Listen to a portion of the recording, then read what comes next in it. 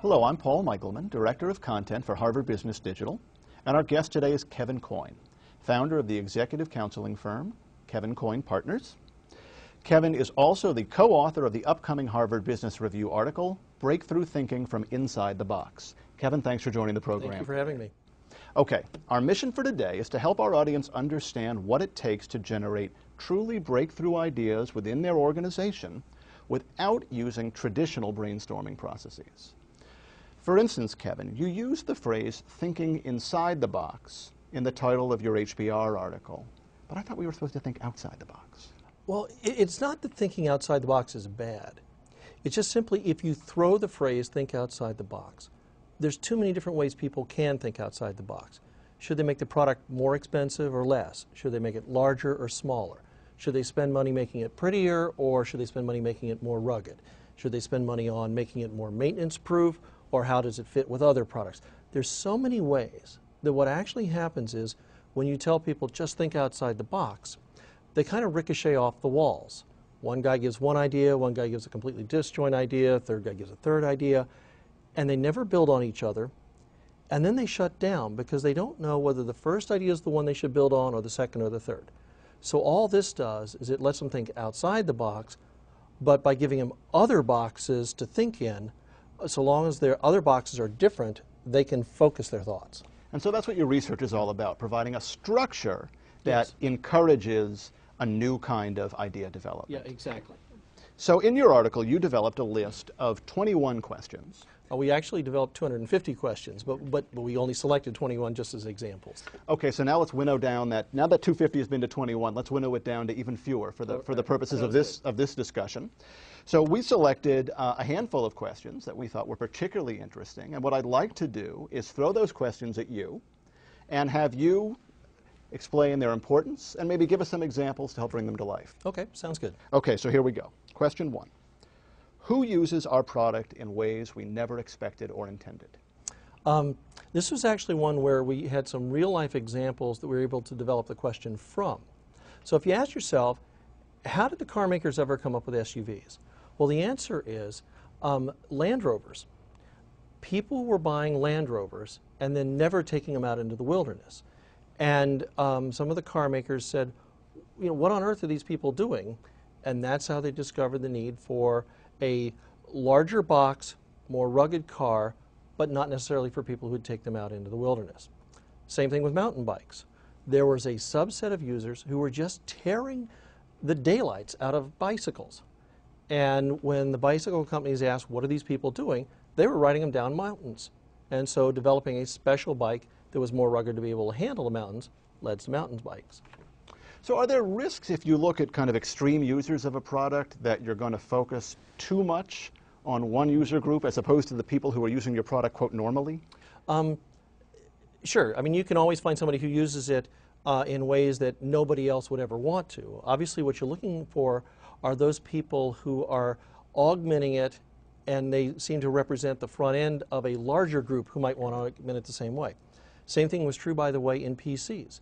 The Apple IIe became kind of the hot rod of the PC market. All the users were going in, hot wiring it to do different things, and that led to the discovery of need for various peripherals, etc. But you obviously always want to find those uses where you think there are others who would also use it if you tailored it. Okay. Question 2. What is the biggest hassle of purchasing or using our product? Most people put up with hassles in using a product because they could never think of a world without that hassle. You know, obvious example, think about Federal Express, right? Airplanes had crossed the Atlantic Ocean in a few hours for decades before Fred Smith came up with the idea of Federal Express. But packages took a week. Putting the two together, you know, the biggest hassle was that your package took a week. He found a way to solve that. So if you say, well, do those things still exist today? You know, one of my favorites is to talk about gasoline. Your car actually sits around 95% of the time doing nothing, but you have to take your time to take it to the gas station. What if you had a pickup truck-sized gasoline tanker that if you parked your car in large parking lots would come around and fill your car up while you waited. That's a hassle that people don't know they're putting up with that would actually be quite different. I mean, 10 people just ran out to write a business plan to do that. Yes, especially if they live in the Northeast and it's raining outside, then they really like it. Sign me up. Question 3.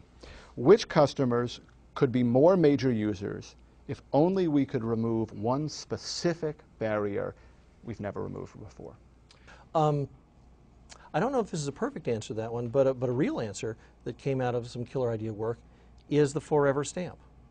You know, the big problem with stamps is you've got them in your drawer and they've been there for a while, and you go, I don't remember, have the rates changed since I bought this 37-cent stamp? Is it now 38? Or maybe I heard it was 39 and so forth.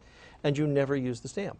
And so through some of this work, I mean, the post office actually came up with this forever stamp, which is you buy these stamps, they will work on first-class mail forever. So now you know you don't have to worry about whether that stamp is there or not. Okay. Question 4. How would our product change if it were customized for every user? Yeah, this is an interesting one that basically takes advantage of some changes in technology. All of us have products that are the average of many, many people's needs. But if you think about what has changed with the advent of the internet or even just PCs before that, the ability to customize, particularly like an information-based product, is now so much greater. So that if you think about, for example, financial planning used to exist only for the very wealthy, to have a personalized, customized financial plan. Now you can go out and buy a disc for $39 that can actually give you, for your specific savings goals, for your specific income, your specific retirement situation, a customized financial plan. So the whole notion here is, can you use information and inexpensive product tailoring to make it such that it fits better for each individual? Mm-hmm. Even if you can't get it down to every single individual, what we've often found is there are ways to make it much more customized to smaller groups of people than there was before. Question 5. Which technologies embedded in our product have changed the most since the product was last redesigned? This is a recognition of industry evolution. What happens in most businesses is at the time when the business was growing most quickly, the industry settled on a set of practices, and they might be business relationships, they might be underlying technologies, etc., and then they freeze it. Meaning, you know, you've built the plant, and therefore you're using this technology over time. Or you've got a certain set of relationships between buyers and sellers, and those freeze. But sometimes the underlying technology can change, but the industry hasn't yet taken the new technology into account. So you think about, you know, one of my favorites is the Sony Walkman. The Sony Walkman was a huge hit in the 70s and 80s, but the technology sprung from stereos. And so what you had was a miniature stereo and the headphones, mm-hmm. but what you used in it was a cassette or later on a CD. But it kind of got stuck there. Now you fast forward to Apple and the rise of the PC and the rise of the hard disk.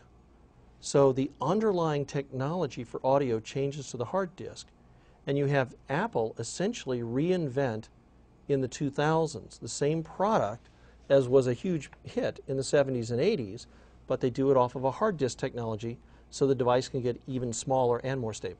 Great. Kevin Coyne, great stuff. Thanks for joining us today. Well, thank you.